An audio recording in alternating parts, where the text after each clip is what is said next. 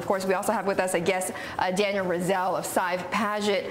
This is one of the oldest, right, or the oldest environmental law firm. So we are the oldest. The oldest. Okay, so you know a lot about what's going on with this. But Adam, you've been crunching the numbers on this, right, with this top kill operation. Oh yeah, the numbers are absolutely massive. Now, Dan, you've been a district attorney. You've been a plaintiff's attorney.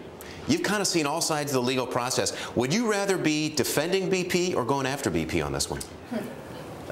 BP may be the low-hanging fruit, so I think the most difficult job for an attorney is to represent BP. BP is facing a tremendous liability here. It's already facing over 115 federal lawsuits, a Coast Guard investigation, an EPA investigation. There's pressure on the Department of Justice to start a criminal investigation. So BP has some real problems. And foremost is the $75 million cap under the Oil Pollution Control Act. It can get bigger. Just for a little perspective, I want to show you some numbers. All right, just to give us a little example: Exxon Valdez, $5 billion; Merck's Vioxx, $4.9. Again, settlements. Union Carbide, $500 million. There was even Fen from back in the 70s. I think that was $13 billion. In other words, if you look at other disasters we've had, how bad is BP? How much worse, or is it not? That's just liability, right, Adam? That's yes. Not even the cleanup of exactly right, Betty. That's just liability, which you can really speak to. Yeah, I think, you can't be sure, but I think that this is going to make dwarf all those other disasters. This may be one of the most expensive environmental disasters that we've faced.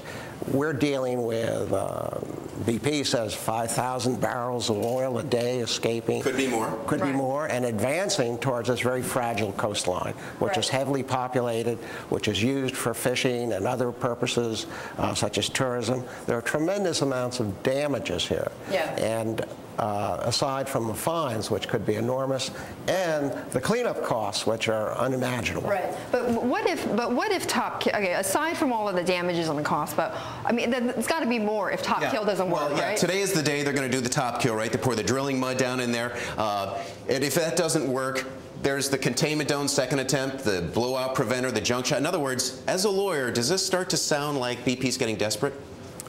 No. BP is doing what it's supposed to be doing. You have to remember that since 1980... Are they doing enough? I think they're doing everything they can do. Unfortunately, it isn't working. And we're in an environment of strict liability, so they're operating at their peril. And until they come up with a solution, their liability continues to expand. Daniel, are you surprised that we haven't seen more lawsuits come out already? I mean, it has been 37 days. Well, we have as of last week, we had 115 federal lawsuits. We have, as I said, several government investigations and several lawsuits aimed at the Department of Interior for their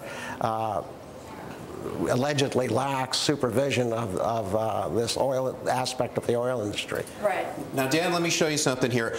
You're not a securities analyst, you're a lawyer. But if you talk about, and of course this is what's happening now, look at the total loss of market value of all these stocks, 87 billion, BP's 56. In other words, if a company's lost this much money and you're a lawyer, do you find that companies tend to get desperate, or do they dig in their heels and fight even harder? Losing their cash. Yeah. They're going to do two things. One is they have to cooperate with the government. They have to try to master the cleanup costs here, but nevertheless, they're going to fight on every front they can to avoid unlimited liability. Okay. All right, Daniel, thank you so much for joining us.